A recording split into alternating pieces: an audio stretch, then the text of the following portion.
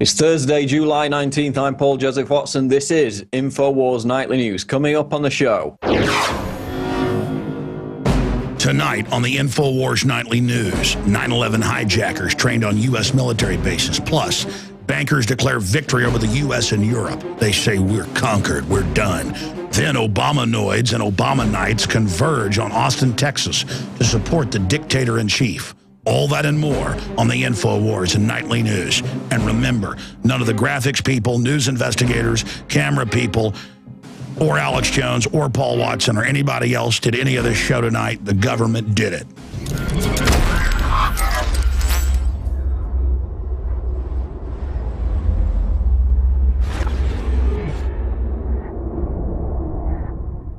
First story tonight, human corpses harvested in multi-million-dollar trade. This is out of the Sydney Morning Herald.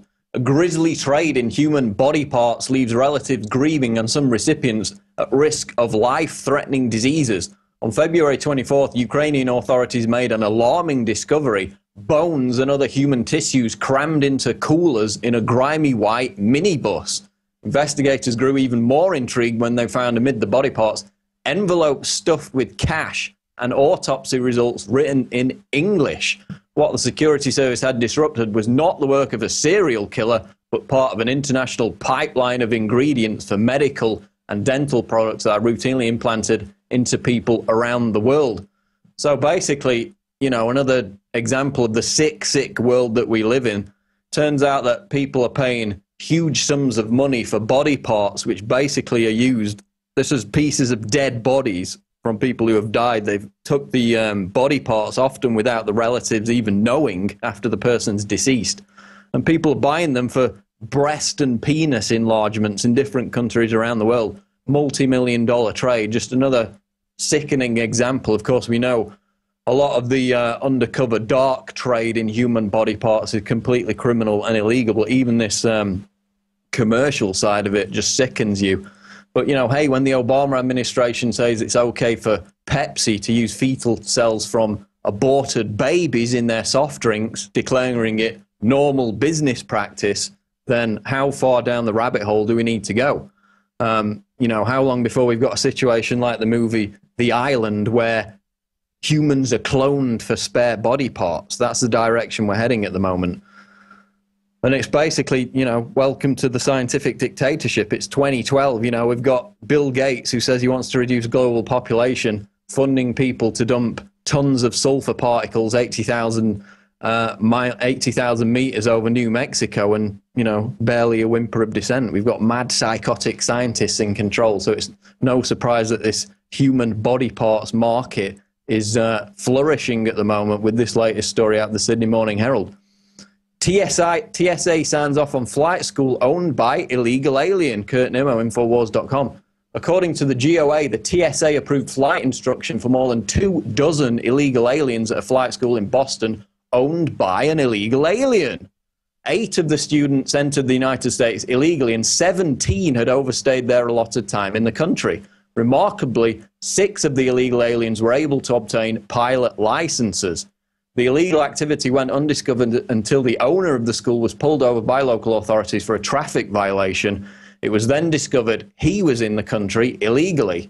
He had not undergone a required TSA security threat assessment and had not been approved for flight training by the agency. Despite this, the man held 2 FAA pilot licenses. And of course, we got the flashback story from just after 9/11, which, of course, 9/11 hijackers trained on U.S. military bases. And this, of course, was the story about how several of the hijackers, the named hijackers, the alleged hijackers, trained at U.S. bases. The owners of the flight schools attempted to alert the authorities before 9/11, and, of course, nothing was done. So now the TSA is approving flight training for illegal aliens at flight schools owned by illegal aliens. But don't worry, you know, they're still groping 5-year-old kids in wheelchairs. They're still harassing grandmother over her colostomy bag. They're still demanding to inspect your grandfather's ashes as they throw them on the floor and cackle, laugh while they're doing it. And, you know, they're doing such a great job, the TSA agents, that they're now being exported to London for the Olympic Games for our safety. And, you know, this story again. How many scandals, how many examples of corruption do we need to see with the TSA? There's 2 more today. There's literally a deluge every week. We can't even cover them all. But, you know, it shows you how rotten and corrupt America is when a federal agency that's embroiled in so many scandals constantly is not terminated, does not face censure over its activities. It's actually rewarded. Extra funding for checkpoints, you know, exporting TSA agents to London for the great job they do in groping 5-year-old kids in wheelchairs. And how far is it going to go? I mean, are we going to get to the stage where we've got Abu Ghraib-style torture and sexual humiliation by the TSA before Congress moves to shut it down? Just gets crazier and crazier. Illegal aliens with TSA approval training at flight schools owned by illegal aliens. That's not a problem. Your 5-year-old kid in a wheelchair, he's the problem. And speaking of illegal aliens, Lord Obama was gracious enough to pay the crew in Austin a visit yesterday. Infowars reporters were out on the street documenting how businesses were shut down, roads were closed off, and all the Obamanist worshippers were in attendance to kneel beneath their Lord, as they called for him to be imposed for a second term. So here's that report.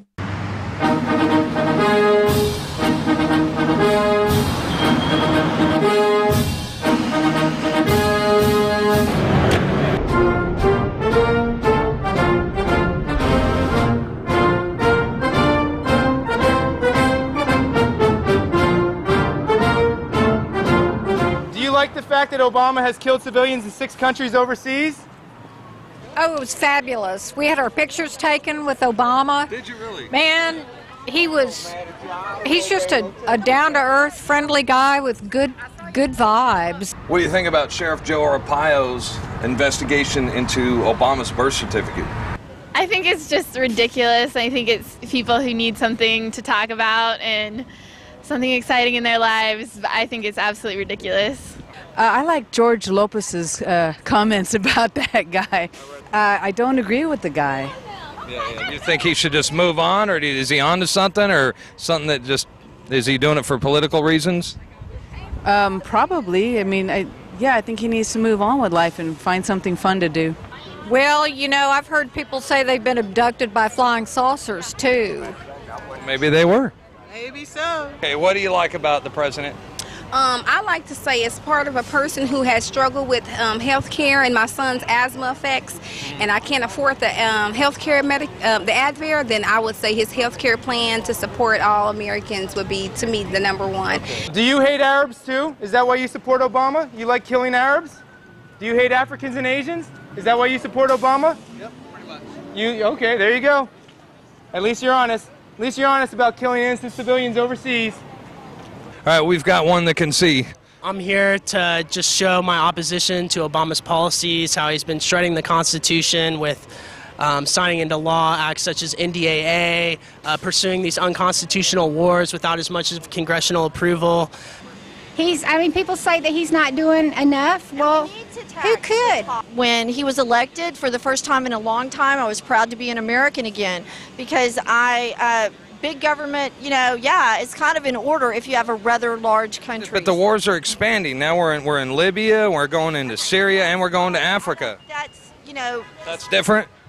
Okay, Bush declared war on Iraq, for 9/11, when all the terrorists were from Saudi Arabia. But we weren't in Syria before. Now we're in Syria, now we're in Libya, now we're in Africa. We have a few spots around there, but there's a lot going on there. But I don't think we have a war going on there right now. So I think when you use the word war for Libya and Syria, that's incorrect when referring to this country and Obama. There was a war in Afghanistan. There was a war in Iraq. Those are hot spots that you're talking about right now. What do you know personally about war? Well, I've been a veteran, and I've had friends who've died, lots of people who've been injured. My brother's gotten a Purple Heart, my dad's gotten a Purple Heart, and war is ugly, and unjust war is terrible, and we haven't been in a just war in decades. To quote our former President Bush, stop waving the Constitution in my face. It's a piece of paper. There's that version of how you should run America, or you take Obama's version, which he studied the Constitution, taught the Constitution, got out of an illustrious college, and could have gone into making high finance in Wall Street, but he chose to be a community organizer. Do you think Obama's going to come down hard on the big banks? Not as hard as I want him to, but he's going to do more than the other guy would, and that's what I'm stuck with. I mean, Ron Paul's not going to get elected. I wish he could, or I wish he could have a position in the cabinet. Why the Republican Party has alienated the only politician that energizes the base, excites people, has real ideas, and can tell you how he wants to do them and bases them in constitutional law, I don't know.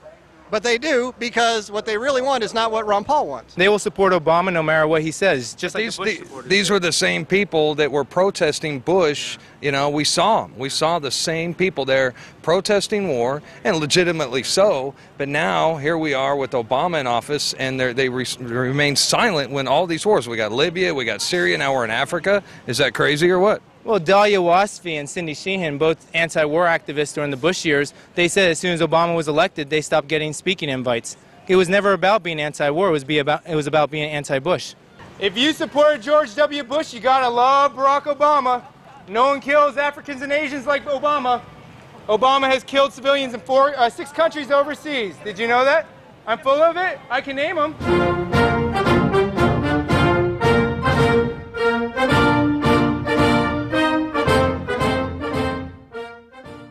And there you go, sort of reminds you of North Korea with all the fake crying and theatrics with the death of Kim Jong-il there with the Obama-ness in Austin, Texas.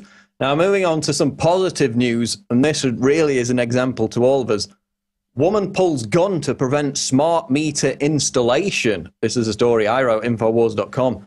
A Harris County woman pulled a gun on a CenterPoint energy worker to prevent the installation of a smart meter in a confrontation that highlights concerns about the devices being used to spy on Americans' energy use as well as possible health impacts. And basically, you can go and watch the video in the article. What happened was this little bureaucrat from the utility company thought he could just trespass on someone's property, despite the fact they have signs plastered across it saying no trespassing, no smart meter installation. But he thought he could just walk into their backyard and start installing this spy hub, because every other family on the block had just meekly submitted and accepted it.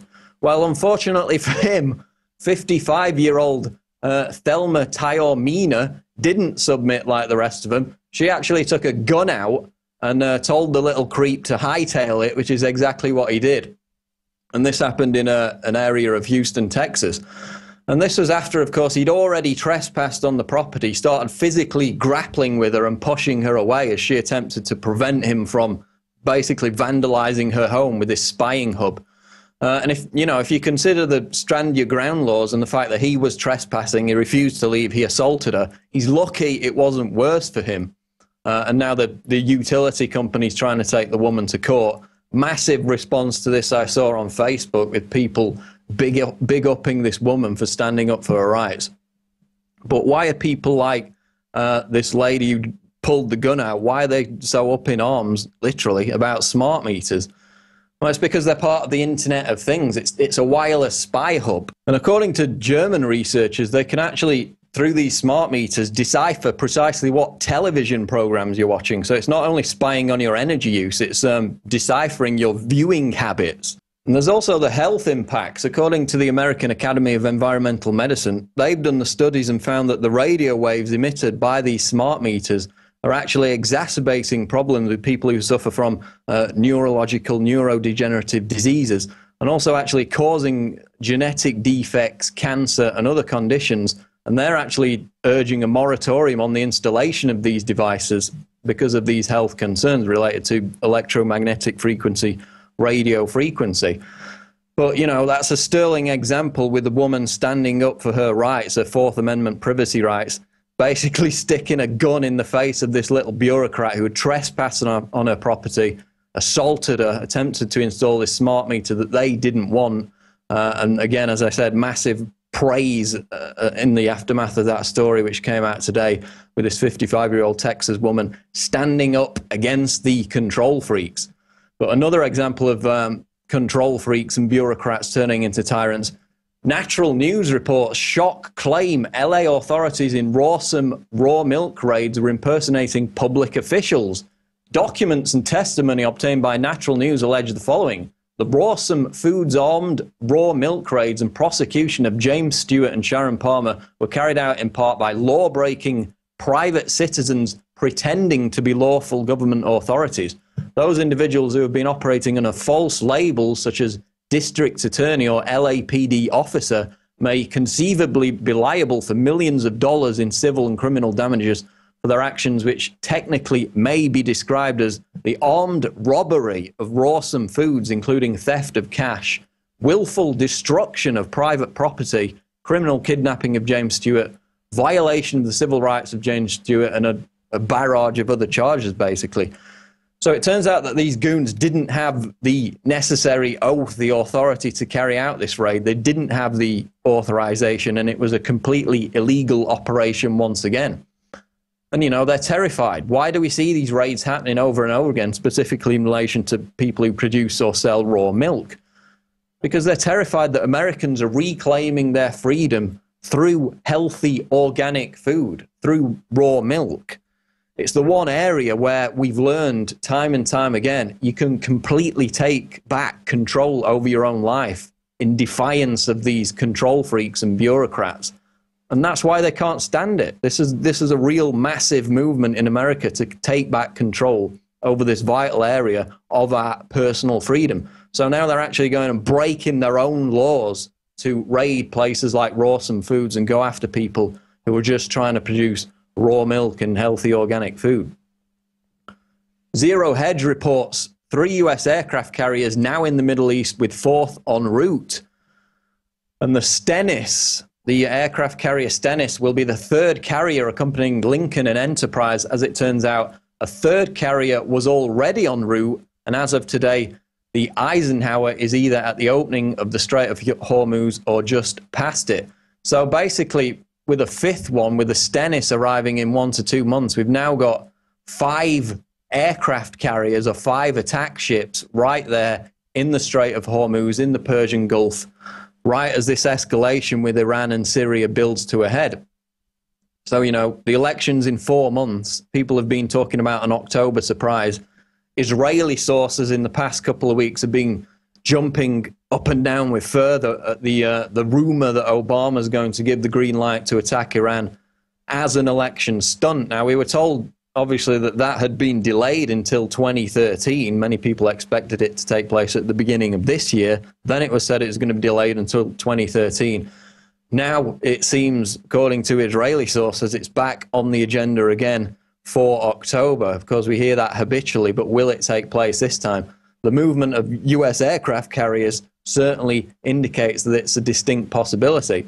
You've also got the situation in Syria escalating, of course, with the media, the establishment media, desperately trying to fan the flames of hysteria in a bid to help topple the Assad government. Of course, yesterday we had the terror attack which killed several senior members of the Assad government, applauded by the Obama White House. Again, before, you know, Susan Rice, whenever a terror attack happens in Syria, Susan Rice, the U.S. ambassador to the UN, basically uses it as a threat against Assad and says if you don't step down, there'll be more terror attacks because, of course, NATO and the US are funding, arming the terrorists that are now overthrowing Syria. And, of course, we got the media on the propaganda side of it, endlessly regurgitating dubious anonymous tweets and YouTube videos which claim mass defections amongst all the hierarchy in the Assad government. Of course, that's Tokyo Rose-style propaganda designed to manufacture defections where, in fact, none exist. So it's all coming to a head. The warships are in position. You know, the election's around the corner, possible October surprise coming up, and the path to Persia is being bulldozed. Kurt Nimmo, Infowars.com, reports Mark of the Beast, FBI wants tattoo database. The FBI has announced it is working to establish a tattoo symbols database as part of an overreaching effort to foster collaboration, improve information sharing, and advance the adoption of optimal biometric and identity management solutions within the FBI and across the law enforcement national security communities. The agency is serious about ongoing work in other modalities, including voice and face recognition, handwriting, palm prints, scars, marks, and tattoos. So basically, you can forget about the mark of the beast. They're not going to need it. They're not going to need a microchip in your forehead. They're building a database of every physical characteristic that you have. It's worse than a microchip because, of course, with a microchip, you can always have it removed. Not in this case. What they're moving towards is what we saw 10 years ago with the DARPA-style gait analysis, the molecular scanners that were announced last week, you know, that can suss out whether it be sweat, physical characteristics, even down to gunpowder. We got a tip that we're going to use it to go after gun confiscations from a law enforcement officer. So now they're going to use these scanners to process the physical characteristics of a deluge of people passing through a checkpoint at one time. And now they're going after the people with tattoos. Just every single characteristic of your body is going to be in that database beyond 1984, beyond Minority Report. And once they get all this stuff in the airports, which of course is only the beta testing phase of it, you know, the face scanning to see if you're nervous, you could be a terrorist, the interrogation booths with physiological responses with Homeland Security, the taser bracelets that they talked about making everyone wear when they got on the plane, just ridiculous. But once it's all honed in the airports, just like the TSA agents have spilled out of the airports, they're now on the highways, they're now at the bus station, the train station, even at prom nights, the technology soon follows behind them. So now we've got the FBI building databases, not only facial recognition, palm print, handwriting, scars, even down to your tattoos, in this centralization of all your physical information. Bankers declare US and Europe conquered, Infowars.com. A recent CNBC clip in which financial analysts admit to viewers that America is under the control of a group of central bankers who are building a world government is a damning insight into how the establishment has dispensed with any pretense of trying to hide their agenda as it's finalized. And many of you will have seen this clip. It aired a few weeks ago now. Basically, it's the host and all the guests on CNBC admitting that we're all slaves to global bankers. They control the economy through the printing, the mass printing of money. They can do what they like. They can take it in any direction they want. The actual economic conditions are secondary. We're at the whim of global central bankers. And this article is basically a compilation of quotes. It's, you know, the Herman Van Rompuys of the world, the Jean-Claude Trichet, Kofi Annan, and all the rest of them, about how they're now literally throwing it in our faces, saying, this is what we plan to build. We've almost got it in place. Deal with it, accept it. Nothing you can do about it. But the days of, you know, the conspiracy theory about a world government are over. They're finished. We've moved on from that stage. And the technocrats are now openly announcing that they're using not only the financial crisis, but also the global warming hoax that they created in terms of the financial crisis to put the capstone on the pyramid of this new world order. And, you know, they've said it's not going to be a touchy-feely humanitarian global government, as Gideon Rachman, Bilderberg member, said in his 2008 Financial Times piece. This is anti-democratic. This is going to be dictatorial world government. And, of course, people who oppose it, Americans who oppose it, have now been characterized by their own federal government as terrorists. So this is all about the process of throwing it in our faces, admitting it, getting over that hurdle, and trying to inoculate Americans against resisting it. So bankers declare US and Europe conquered. The technocrats are now firmly in control, and they want you to know about it because they don't want you to resist it. Quote of the day comes from Senator William Jenner. Today, the path of total dictatorship in the United States can be laid by strictly legal means, unseen and unheard by the Congress, the President, or the people. Outwardly, we have a constitutional government. We have been operating within our government and political system another body representing another form of government, a bureaucratic elite. Senator William Jenner, 1954. So we're talking, what, some 65 plus years ago. The fact that a bureaucratic elite were in control was already recognized, and look at where we are today. I mean, the bureaucratic elite are certainly coming out of the woodwork on every front, from smart meters to the financial crisis to the global warming prison cities they're now building. And all indications show that it's leading towards the second American Revolution. PlanetInfowars.com. That's the place you can go for our exciting new social media powerhouse.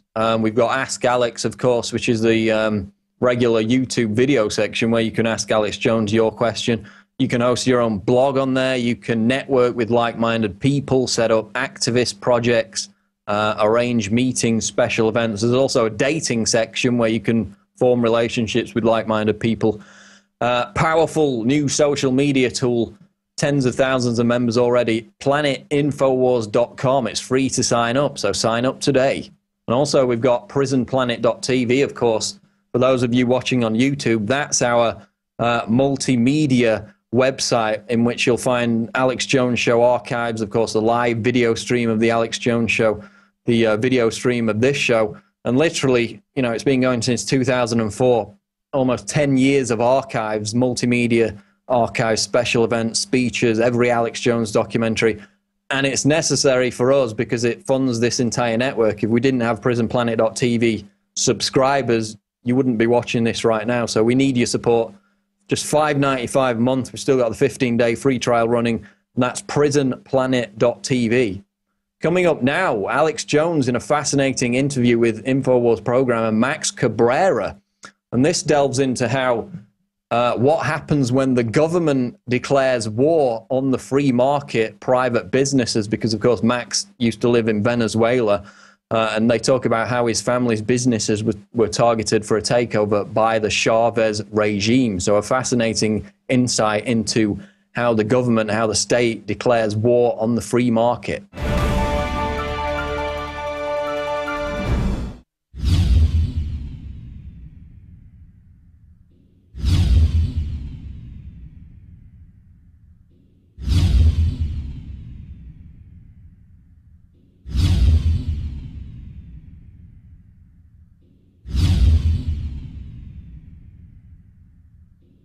Have you been to InfoWarsShop.com lately? Express your inner patriot with these brand new InfoWars t-shirts. Say it loud with the InfoWars Bullhorn shirt, or educate the sheeple with the Bill of Rights shirt. Grope the public's mind with the TSA shirt. And with this shirt, you can let the dark side know of the Rebel Alliance's power. All available at InfoWarsShop.com. Sick of the globalist eugenicist control freaks adding poison to your water and laughing as you get sick and die? Start purifying your water with ProPure. My friends, I've done a lot of research, and the best gravity filter out there, bar none, is ProPure, and it's available discounted at Infowars.com. Its filters are silver impregnated to prevent bacterial growth. There's no priming required. It's NSF 42 certified. Optional fluoride filters can reduce fluoride up to 95%. Easy to set up and use. Doesn't require electricity. Purify water from lakes, streams, ponds, and wells. This filter system leaves in beneficial minerals, which is key. Save money by not buying bottled water and avoid BPA that leaches from the plastic. ProPure is the best gravity-fed filter out there. It's what my family uses. Infowars.com already has the lowest price on ProPure. But if you add the promo code WATER at checkout, you get an additional 10% off at Infowars.com. You can also call to order 888-253-3139. And welcome back to this extended edition of Infowars Nightly News on this Thursday, the 19th of July, 2012. And coming up at the end of this interview I'm about to do here in studio with Max Cabrera, we are going to go over some of the things that government built. Like George Orwell in 1984, Beethoven, Rembrandt. We're going to go over all of it because you've seen Obama come out and say in multiple speeches, he's repeating it, that you didn't build a small business. If you created something, doesn't matter what it is, you didn't create it, the government did. So let me show you the front page of Infowars.com right now. We usually change these images every day or so, but I think I'm going to leave this up throughout Friday and the weekend because, well, you didn't build that. A small child there with the Legos that she's just stacked on top of one another. And hey, if you didn't build your small business, you didn't take the risk and deal with the taxes and the regulations and all the rest of it, well, then that child didn't build that. And if you go home tonight and get out chicken and chop it up in a salad and mushrooms and make a sauce and cook it in some pasta and put it on your plates, you didn't make that dinner either. The government did. And for those of us that study history, or even modern contemporary things like North Korea, Communist China, Venezuela, Cuba, it's horrifying because what Obama has been saying is directly out of Marxist-Leninist textbooks. I mean, everything he's saying is out of a textbook. It's what many people believe to be his real father, Frank Marshall Davis, wrote about. In fact, it's word for word, the famous communist writer and poet, and also pornographer. But we are joined by Max Cabrera. He's worked here in IT for over a year and a half at Infowars.com. He's helped us launch PlanetInfowars.com. He's helped upgrade Infowars.com with the rest of the IT crew. He's really helped revolutionize a lot of what we do. Well, I forgot. Chavez, because he came from Venezuela. Chavez did all the work here. So Chavez, you know, it's kind of like powered by Energizer or powered by Intel. We see those ads. Powered by Chavez. So Infowars is powered by Chavez because Max Cabrera up here some nights till midnight. Well, some nights overnight. He didn't do anything, and neither did I. Max, you know, when I was sarcastic last night, I'm going to stop right there. This is the asinine garbage we see once a government becomes half the economy. It starts telling you, hey, you're lucky I'm taking money for you because I create everything. Max, you've told me a lot of stories, and of course most of it's been backed up in the press, about things that you have witnessed. You know, he's only been here for however many years it is, in Venezuela. You're now here in Texas. You've got a lot of family down there. I know it's some personal risk of them because Chavez is such a great person. That you're here on air tonight, so we hope nothing happens to your family. You're here to speak about what you've witnessed, the nationalizations, the takeover of businesses, what's in Charlotte Iserby's book about the Department of Education, where they tell the kids, pray for milk, and then to Jesus, and the milk doesn't appear, pray to the state, the milk appears. Those reports. I mean, this is the type of stuff that happens under a total state system, and we've seen him over the last decade become more and more authoritarian, not just nationalizing oil companies and things, but really coming into the economy, firing people, putting his own minions in. So again, at risk to yourself and your family, you're here speaking out against Mr. Chavez to relay to people when because you've told me privately here in the halls, the things you're seeing out of the government now, you've heard this before. Max, thanks for coming on with us. Thank you for the opportunity, Alex. And yeah, I have seen a lot of things. I have seen how the government takes over private companies and then they make the owners wait for the payment. And then Chavez comes out on TV, national TV, reading all the names of the companies he's taking over, and then he laughs. And then he says, you know what, to all the owners out there, we're going to pay you, but we're going to pay you in papers. Someday we will pay you. And then he laughs about that. And this creates problems with these families because some people rely on those private companies. And now they are out there just waiting for the payment. Some people have been waiting for over a year, and it creates a big deficit for them. I have also witnessed how they get these kids to pray for milk. They ask them, these little kids, to pray for milk to God. They close their eyes, and then they open the eyes and they don't see the milk, right? So they ask the kids to pray again, and this time to pray to Chavez. And then when they open the eyes, they see milk in front of them. Just to create this mentality that Chavez actually can give you everything. Unbelievable. What is it like for you when you see trendies wearing Che Guevara shirts or Lenin shirts or restaurants named after Mao, who killed more people than Hitler 4 times over? What is it like when you see trendies praising Chavez?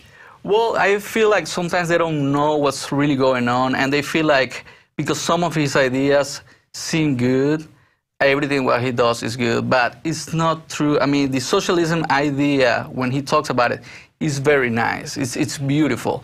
But the reality is that it doesn't work. He doesn't apply it very well. And he's basically taking all these private companies under his command and creating this problem in Venezuela, which is basically, at the end of the day, all the companies are going to be under the government, the power of the government. That means all the people in Venezuela are going to be under that control. How long has Chavez been in?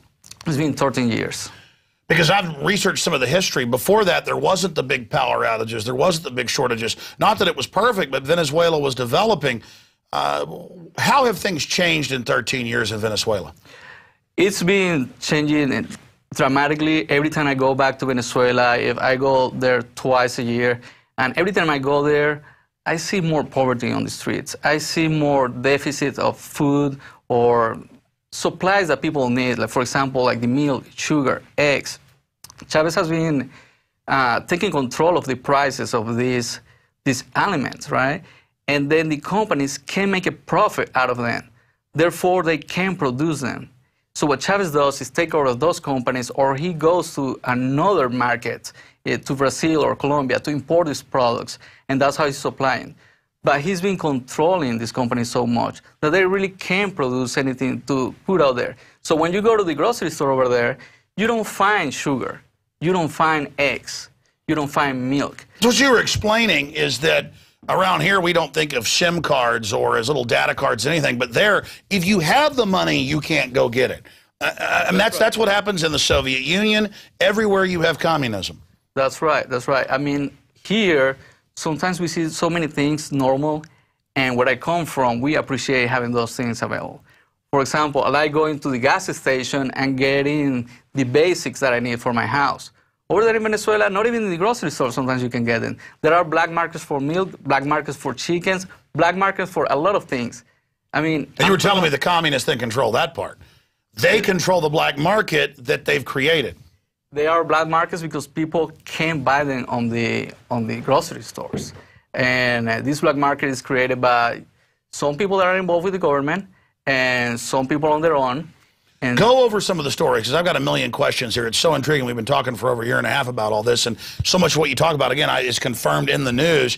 But it's not just big companies they're grabbing. Describe what you've seen in your own family and friends. Yes, well, my brother-in-law, he was working for this company. His father was the owner. And the government took over that company. It wasn't a big company, but it was providing supplies to another big company. So they decided to take over that and take control of the production. He lost his job. Immediately he was out of his job, and he was trying to figure out how to make it again, how to support his family. But you expanded. They put one of the special people in his place. No, they took everybody out, all the owners, and the people below the owners, they took them out and put new people in. Exactly. So they put their people in. Yeah. Yes, they don't know what's going on with the company now. They took over, and that's it. They are still waiting for getting paid. Well, that's what Lenin and Stalin did, and just totally collapsed. But they always do that. Mao did that, and the Chinese say, their official government says 80+ million died. Our government says it's 64 million. But, I mean, they do this every time. And I see these yuppies and people going, we want socialism. There's 100% employment and everybody's rich. No, they have no idea. They have no idea that Paul Watson in England, one of the richest countries in the world just 50 years ago, has money, works hard, middle class, one of my highest paid people because he gets the job done, loves liberty, produces, works 16 hours a day. You can't, stop him from working. In fact, I want to thank him for hosting the news part tonight before the interview. From England. He was sick for a month, couldn't get rid of this chest cold. Went to the government health care, and they gave him a little pack with some aspirins and some stuff in it. And he said, no, I want to go to a doctor. And they go, we have to give you permission to see a private doctor. So even if you have the money, you've got to get permission from them. That's crazy. That's crazy. That's something that it shouldn't be that way. In Venezuela, there is a free care system, so you can actually go to the hospitals without paying anything. The only problem is that really those hospitals are not being supplied with the things they need. Just like Cuba. Oh, you can go to the hospital, but you're not getting... They don't have anything. They usually have machines that are broken, or they don't have the things they need to create to make a surgery.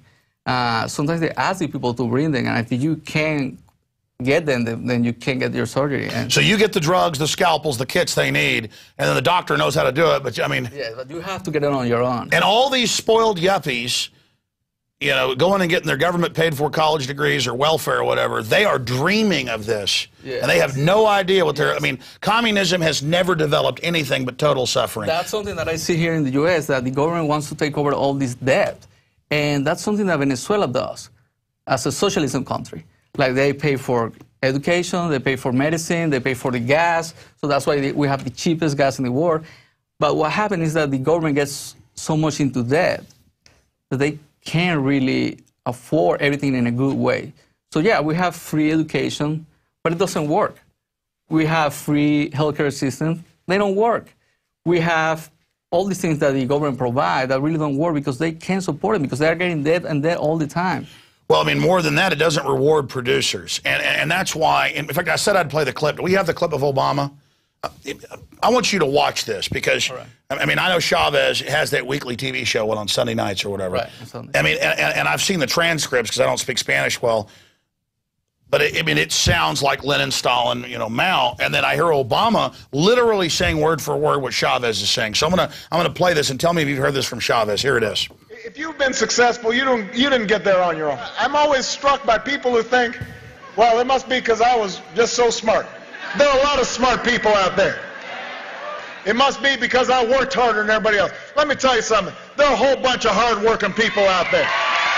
If you were successful, somebody along the line gave you some help. There was a great teacher somewhere in your life. Somebody helped to create this unbelievable American system that we had that allowed you to thrive. Somebody invested in roads and bridges. If you got a business, you didn't build that. Somebody else made that happen. The internet didn't get invented on its own. Government research created the internet, so then all the companies could make money off the internet. So, Max Cabrera, what do you say to that? Well, first of all, Obama does have the right to say that to the people. I mean, I believe people can accomplish things on their own because of their hard work and dedication. And nobody should say that about your goals, the things that you have accomplished in your life. And well, my horror is that's the standard thing that collectivists and statists say before they really take over. Listen, something that I see with Chavez is that he fires people from companies, and then he goes to national TV and read their names and laugh. So it's part of the rubbing it in. That's what Obama's doing. It's this over the top. Like bullying people, like this is what I'm doing, and there's nothing you can do about it. Nobody can stop me. And that's what he's based about. Well, God's stopping him. He's got cancer. Well, let's see what's going on with that. I mean, it could be a political movement so he can get people talking about him, or it could be true, like nobody knows what's going on. Well, we've been talking about this for a year that he's had cancer, but he looks like hell. I mean, that's that. Yes, he's been looking very bad, and he's looking better, but it's a big question in Venezuela, what's really going on there.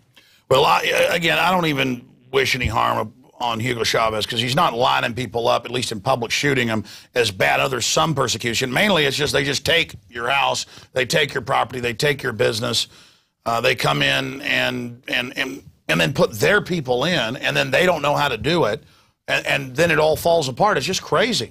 That's right, and that's happened several times in Venezuela. They even take over apartment complex, buildings, and if the owner of the building hasn't finished building the apartment complex, then people can take over that, and they just become the owners, and the government supports that.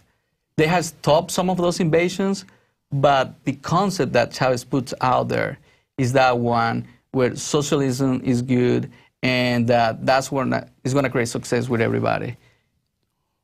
And you notice as the socialism doesn't work, they get more and more authoritarian. That's right, that's right. It doesn't work, so they have to take over in a more aggressive way. Because people are waking up in Venezuela. Some people are realizing that it's been 13 years, and they are even hungrier than they were before. There are less jobs out there. And they see the private companies leaving the country, so that creates poverty. Without private investors, then the country doesn't grow. We need that help. I think in the U.S., they have to really evaluate what the government should be paying and what not. I think people should be able to decide. Well, government picks winners and losers. I mean, you're always going to have cronies. You're always going to have monopolies. Once you get a big, giant government that's handing out the contracts, it's one thing if government gets together and people agree on in that state, vote, let's build a road. And there's some taxes. I mean, infrastructure, yes, can actually help people. But once you get government to the point of where it decides who gets it, I mean, the corruption comes in. Right. The corruption comes in. That's right. I mean, at the end, it's the person with power that gets the last call. That's how it is. Well, I mean, here's an example. Apple's coming to town, and they just, out of the gates, get a decade of no taxes and even get a bunch of other incentives. Formula One This guy has made tens of millions of dollars. He's been giving his daughters, here's $3 billion a year, here's $2 billion to you, here's a $200 million mansion in California, the biggest in the U.S. Well, if they had actually earned that, if they'd written a novel that was popular, made a song, invented a computer program, I'd be like, great, live in a $250 million house. The thing is, all over Europe and all over the United States and all over the Middle East, Formula One that guy owns, people can pull this up, gets government to pay to build the track and give them tax exemption. My money, your money, you live in Austin and pay taxes, is going to build a guy, I think, so he can go, here's $3 billion to this daughter, here's $2 billion to that daughter. Meanwhile, I made phone calls a couple of years ago, and I was thinking about expanding, which we've done, and I couldn't even get phone calls back or meetings about giving me some tax exemption for a few years. Wow. Now listen, we're almost up to 50 people, Max. We just hired 6 last week. Right, we're growing. We're growing, and I'm, here, live here, boom, real local stuff, and I don't get anything. That's right. Because I'm not a big globalist fat cat. They run the system. But we have to give for other people to build their stuff with our taxes. Yeah, I mean, it's like the owner of the Dallas Cowboys. He got over $1 billion of taxpayer money. They paid to build it, and he got tax exempt to build the new Dallas Cowboy stadiums. That is incredibly profitable. Listen, make your money, but that's what I'm saying. For people that hate Chavez or Stalin and stuff, that's pure, communism. They call it socialism. But there's this crony monopoly capitalism. It's not really capitalism. In fact, I don't like that name, crony capitalism. It's crony insider mafia. And it's those guys worldwide that are actually wanting to convert us to socialism and communism that you and I are under, so they take our money and then they game the system. They're exempt offshore. And then the public's too dumbed down to understand the sophistication of what we've got here is like a mixture of socialism, communism, and fascism. It's more of a more nuance. It's a sophisticated tyranny. And what's happening, Max, is it's growing faster and faster, and you see the prosperity, just like in Venezuela, sucked away, being sucked out. But I'm ranting here. I mean, you've got some points you want to make. Well, basically, we have been going over those, and I want to say that I'm really concerned that, yes, here you guys have a communism that is very sophisticated, that it is growing. When the president takes decisions without consulting with anybody, that's communism, and that doesn't take to anywhere good. And I say this because I come from a country that the president, it's like that. People trust him, so he takes the decisions, and people agree with him, and then they realize that, well, that wasn't the right thing to do, or maybe we shouldn't be doing this. And you can tell right away when you go to Venezuela. If you go today and then you go in 6 months, you can see what are the effects of applying this socialism to the communities. And it's just all the private companies go away, and the government takes over, and then you're depending on them. Well, it's just like North Korea. They're driving cars from the 50s and 60s they imported. They can't even build cars. China lost 80 million of its people and finally let in some free market and limited stuff and basically used their people as slaves. So that, I mean, I was reading where top generals are worth 600 million, 800 million, $1 billion. And they didn't do anything. They just sit there, and the communists, very small percentage in China, are just, they're not even, it's not even communism. It's just a bunch of rich people with machine guns enslaving everybody and taking over the businesses. But China totally collapsed. So they went to kind of a partially, free market system, but only for a certain group. And I think it's the Chinese model that the Rockefellers and others advised them on shifting to in the late 60s, early 70s. China shifted from a pure communist to kind of this amalgamation or this dialectic. But it is, we've got to get political scientists. I mean, I guess I'm a political scientist of the free type, to really get outside the box and rewrite the names for everything. I mean, what do you call that when you have so-called free countries that are clients with communist slave masters that enslave their people, make them work 18 hours a day in apple factories, and they're jumping off the roofs and killing themselves, so they put suicide nets up and start drugging them. And then you've got Al Gore on the board dancing around saying it's good. I mean, and he's liberal. I mean, it's just, none of these names mean anything. These are just criminal thugs. I just think a lot of people haven't seen the reality of this. I believe that there are a lot of good people out there that if they find out about this, they would probably change the way they act when they go to big stores or when they go to vote. I mean, people really have to wake up to what's going on and what's behind the cameras. They can support they shouldn't support somebody that supports slavery to produce something to make a profit. That just doesn't make sense. But I really believe people don't know it. They just don't see what's going on. Or you can't even buy a computer that's hasn't been made in close to slave conditions. I mean, if I see something from Taiwan, I try to buy it over China. And then they argue, well, you're just going to take jobs away from the Chinese workers. No, in many cases in Mexico and China and India, wages have gone down under globalism. It didn't raise them up. It drug everybody down. But then you read the globalists designed all this as a black hole.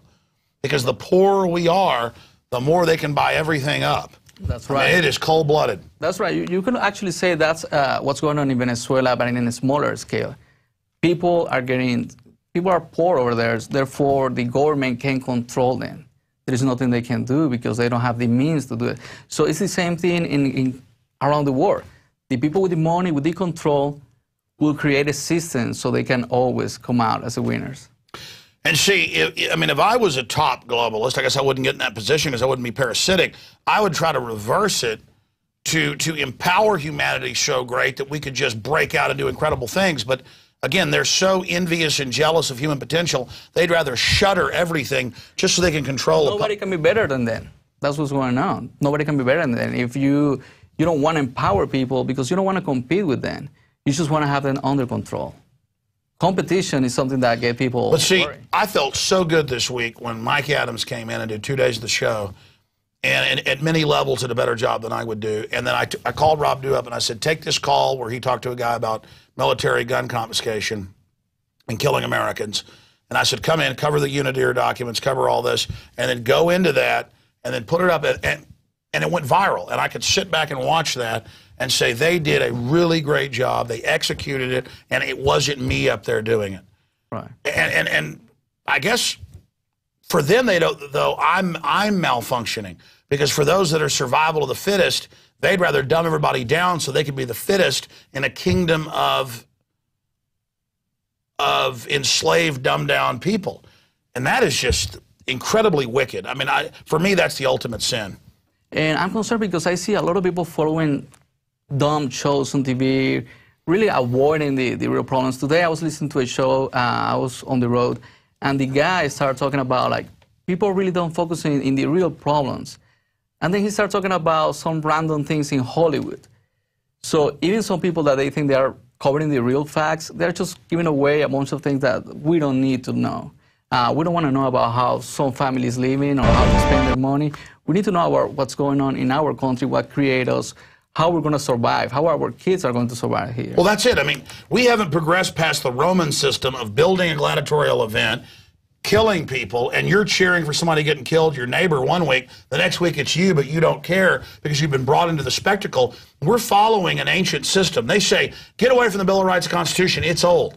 No, it's the most revolutionary thing to ever come. That's why they attack it. Mm-hmm. It's only 200 and something years old. What we're following is pre-Dark Ages. It was what the Romans, really that is the system. Rome fell, but they went to the Venetian black nobility, as they were called, there on the city-states that were left after Rome fell. That was then exported to England and France, and that's the model we're living under. In fact, all mainline historians even know that. It's not debated. And we live under the Roman Empire model. That is dumb everybody down, get them on welfare. That's what they do in Rome. They would give you bread and some coins just so you would be dependent, because they didn't want you going out and starting a business and competing with them. They wanted you dumbed down, living in a little tiny hole in the ground, but with a little bit of bread each week.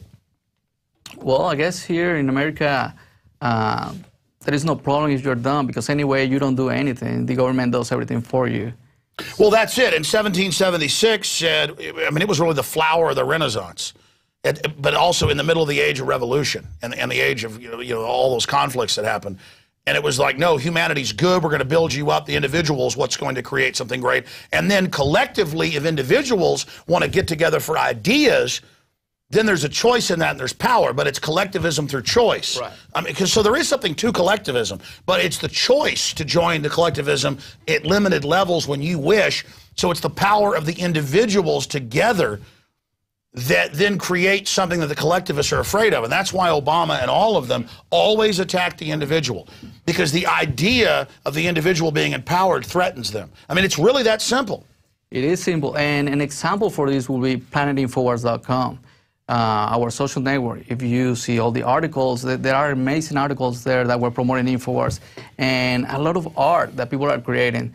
So you can see, yeah, there is a lot of people out there with so much potential to provide new things, and it's a shame those people are not getting more light on them. Well, that's what's happened. We only got like 30,000 members right now. It was in beta. It's still in beta. And, you know, some of the articles get posted on Infowars.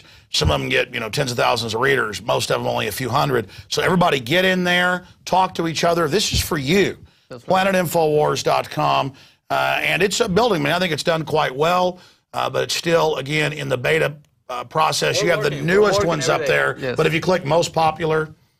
Yes, you can see the most popular groups. Yeah, and then also down at the bottom, you can go down to the bottom, and you can see the last 30 days, what people voted up, the last 5, all time, what people voted up. Again, this is about you, and it's only in beta right now, so PlanetInfowars.com. Go check it out. Get involved. Please like it on your Facebook. Get it out on your Twitter. Help us. I mean, look, we've made Infowars an incredible success. Prison Planet, the nightly news, the radio show. It takes time. People ask, how have I been successful? Standing up for liberty, being focused, passionate, working 18 hours a day, many days, for 17 years.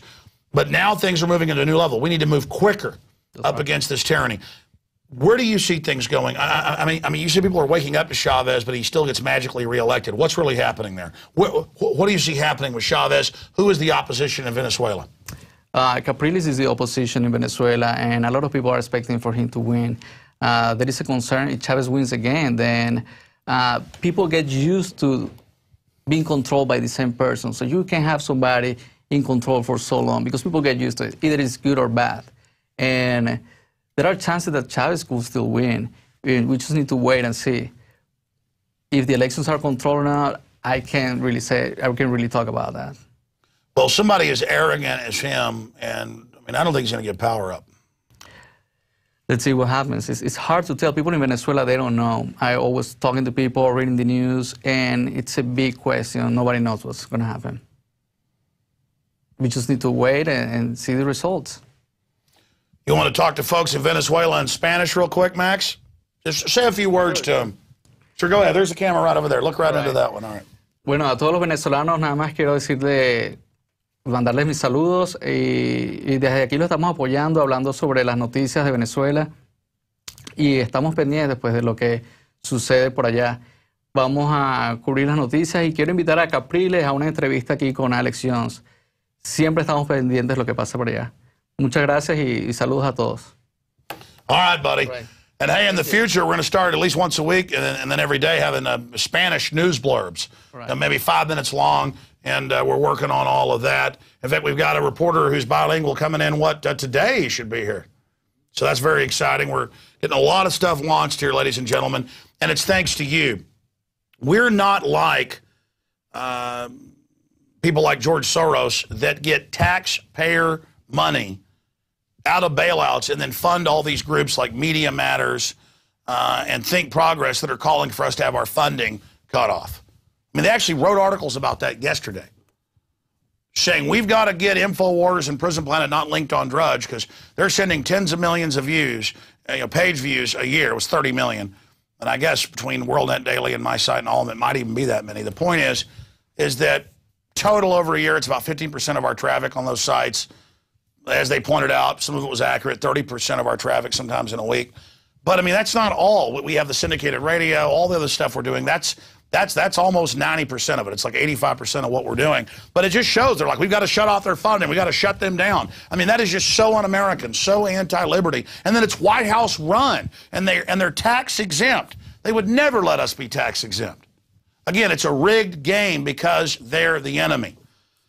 So go get a 15 day free trial at prisonplanet.tv, and then sign up after that for 15 cents a day. It takes about a minute to go sign up. You get 6 memberships for the price of 1. 6 people can use the same username passcode. Just use a passcode that, that's new. Don't use your bank account passcode. And tell people about prisonplanet.tv. Like us on Facebook. Real Alex Jones at Twitter.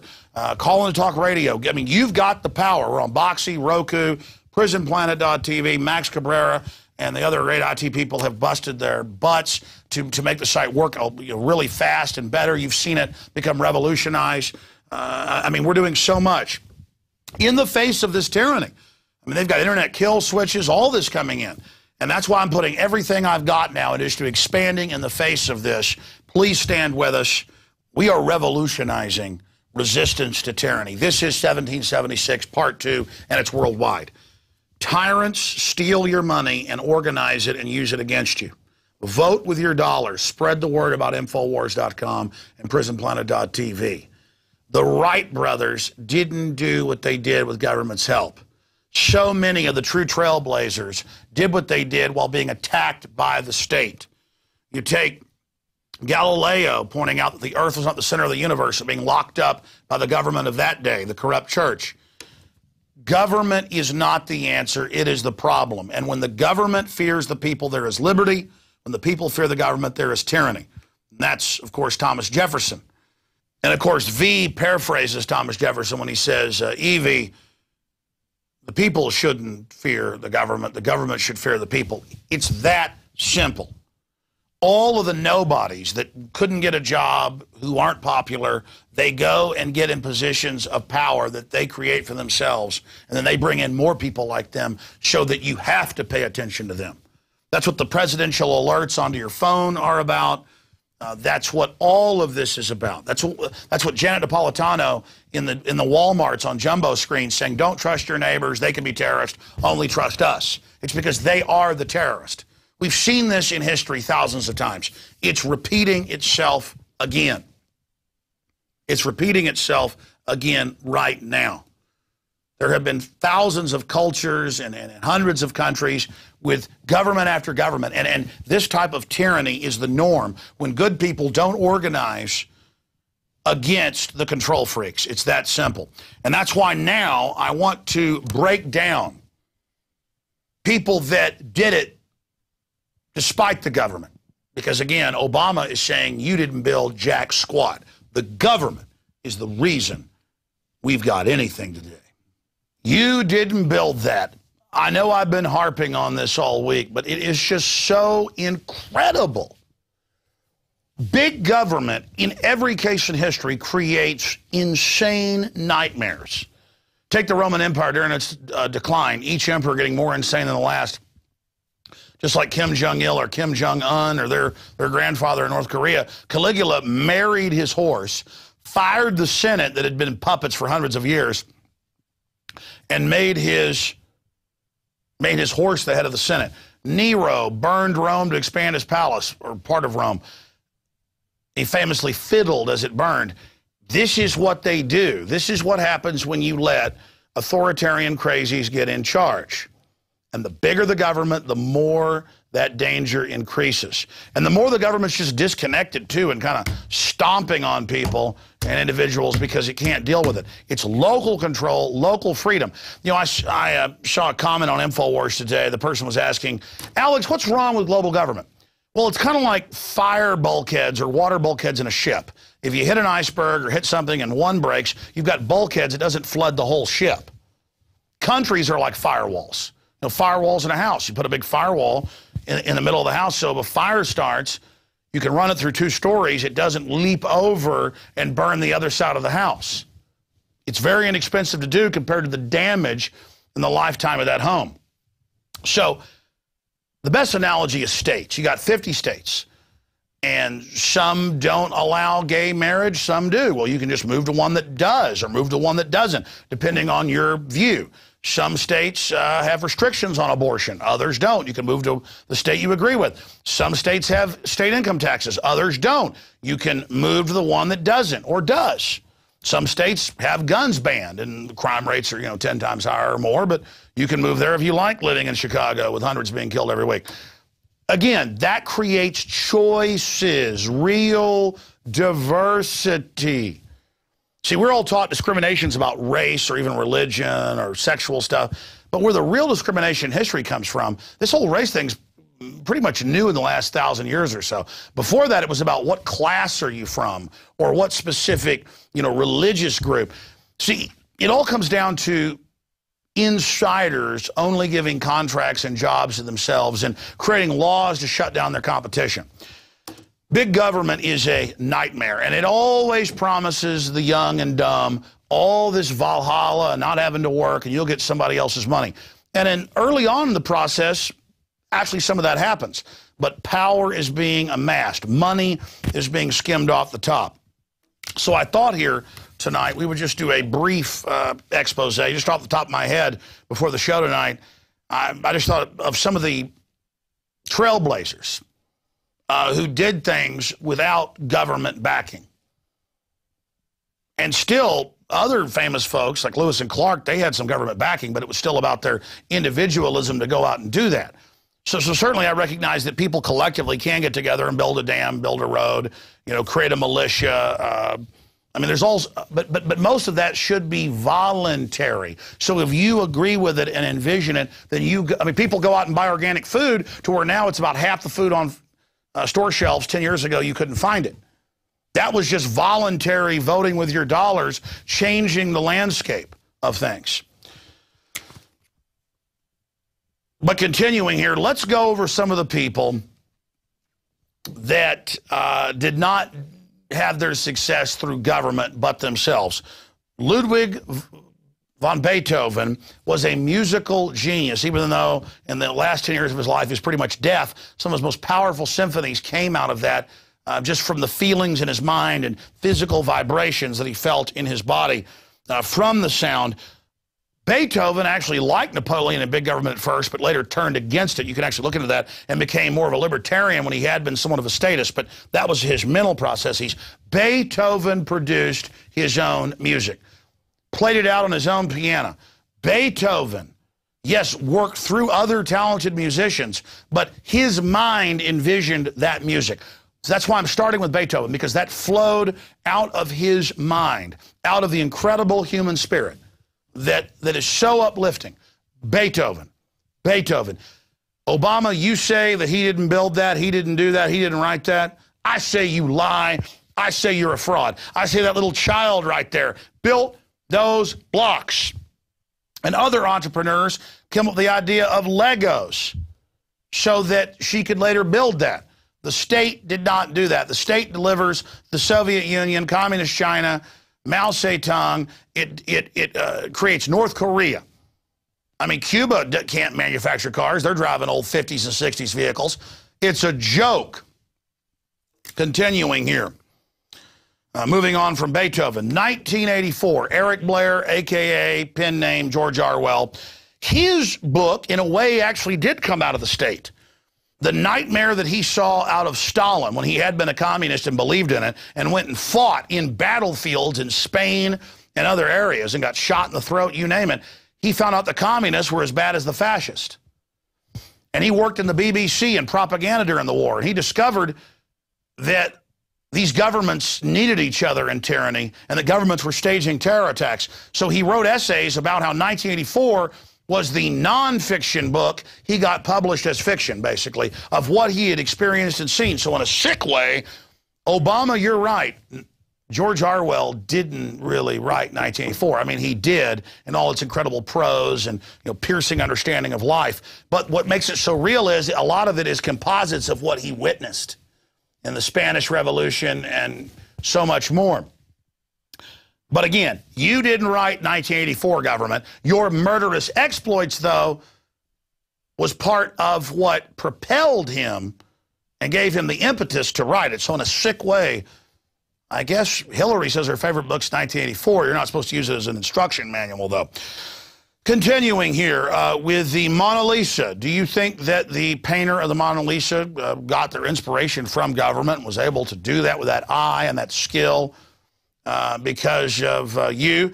Let's move on from the Mona Lisa to Rembrandt. What a Dutch painter, right? Just incredible light, and it did that with a paintbrush, and could capture the life in the humans and then bring it out in such a real way where it was even more human than human. He could capture that magic of humanity, whether it was a woman chopping up apples or whether it was an old man by candlelight writing. Rembrandt could capture that magic that is more human than human, that spark. And there's so many other examples where you could also take just casual lines like Picasso, but still capture that as well, but in a flowing movement that only took seconds to create. But again, you didn't build that, you didn't write that, you didn't paint that, you didn't compose that, you didn't perform that, you didn't do jack crap. Obama and the state did. They directed it. They're the great artists who create such nightmares as North Korea and Nazi Germany. They're the ones that create the hell that is Cuba, the hell that is Venezuela. They paint with large brushes in hundreds of millions of blood.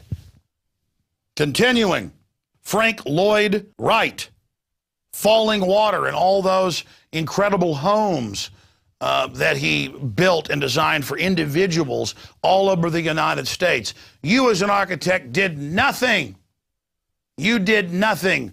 You didn't build that. And of course, the Wright brothers, who started their own bicycle company, bicycles invented by what, Italian? Or bicycles invented by the Italians? Invented by European inventors. People argue who invented that or radio or anything. Wasn't government invented radio. I forgot Marconi. Like 5 other guys the same week announced it because human development and imagination and the 100th monkey syndrome had gotten to that point where that was developed. But again, government didn't develop it, didn't even understand it for decades. But side issue, the Wright brothers have a bicycle company, became moderately middle-class, wealthy, nouveau riche, new rich, to use the French. They became nouveau riche with their bicycle shops, their custom bicycle shops, because that's all there was. There wasn't big factories. With most great new inventions, it's small, like automobiles or trains. They were first built by little cobblers, little inventors. You know, I thought the state did it, though, even though 90+% of inventions always came out of individuals until Eisenhower warned us that we've been taken over by the military-industrial complex. Within 30 years, from the 30s to 1960, you can look this up, they flipped from over 90% of inventions being cobblers and small companies to government with 90% of the inventions, saying they invented it, going out with taxpayer money and buying up all the inventors and all the shops and sending the FBI to raid people like Nikola Tesla and others who were inventing things they didn't want out there, calling it disruptive technology. That's what they call it today. No, the truth is, government has suppressed technology conservatively 35 years. Many estimates are 50, and that's part of their wild power trip now and all the underground bases and facilities, is that they admit, oh, we got a lot of stuff you ain't seen. Yeah, you took human ingenuity, spied on them within it. They admit the NSA's main job, you're getting heavy knowledge here, folks. I hope you understand this. The NSA's main job is not trying to stop terror attacks and stuff that they're staging to get more power. It is spying on people to see trends coming, to be able to predict mass movement, future events. They really do have crystal balls now, but they're mathematical, and it's only general mass movements.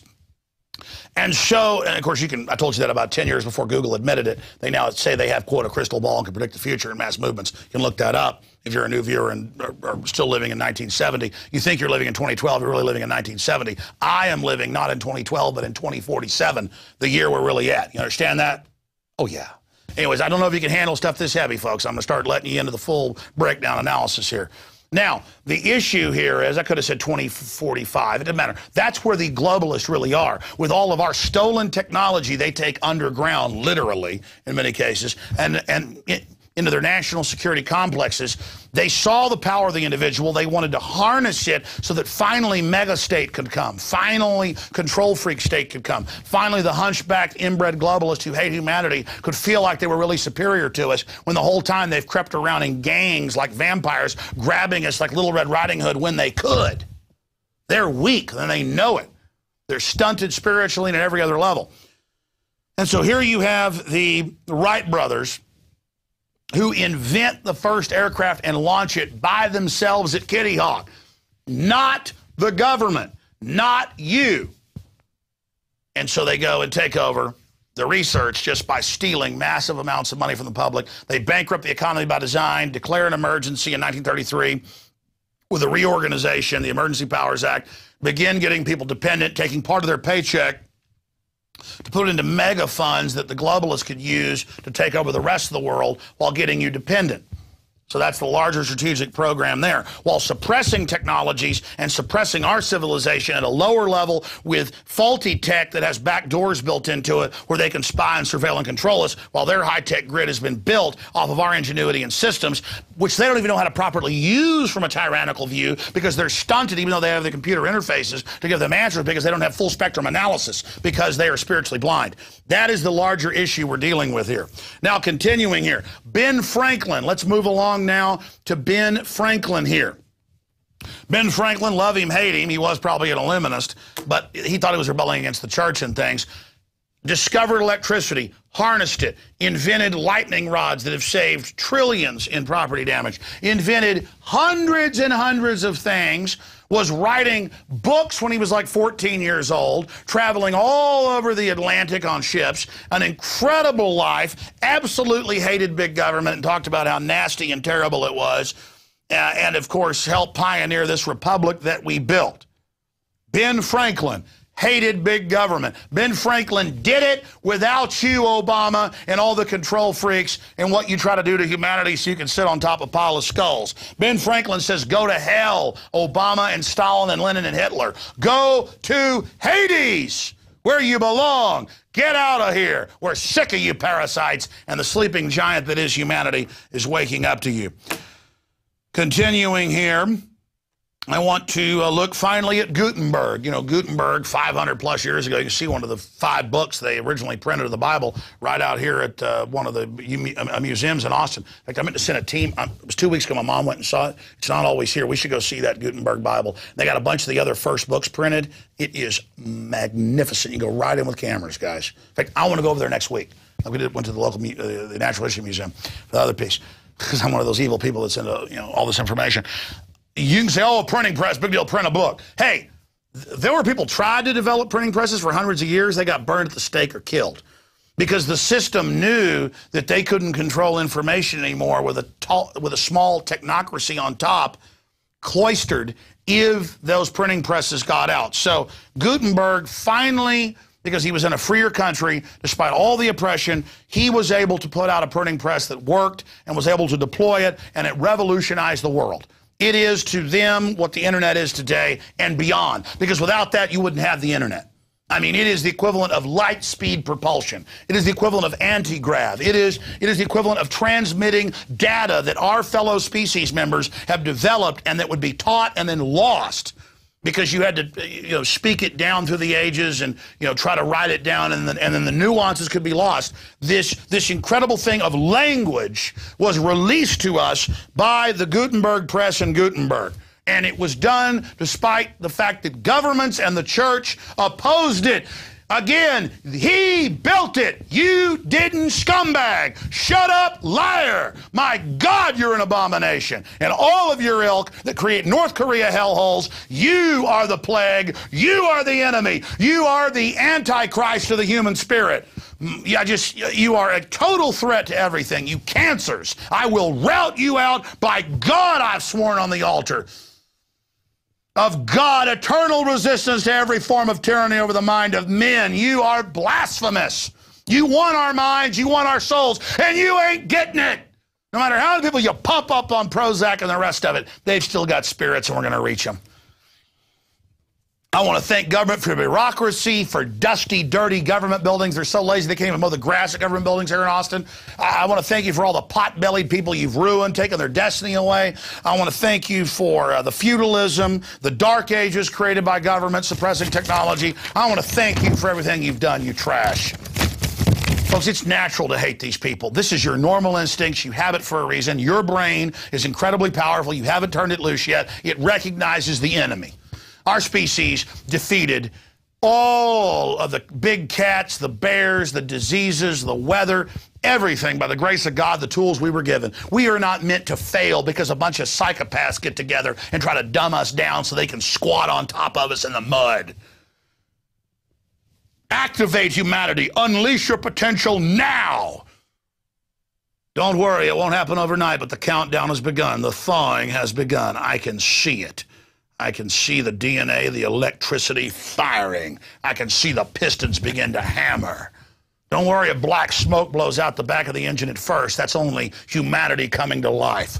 Get ready, because what the technocrats and collectivists fear has already been released. And nothing but God in heaven will stop it. And God in heaven won't stop it, because God is the author of it and the author of your destruction from the foundations of this world. That's it for this edition of InfoWars Nightly News. We'll see you back tomorrow on the radio and back here on television, God willing.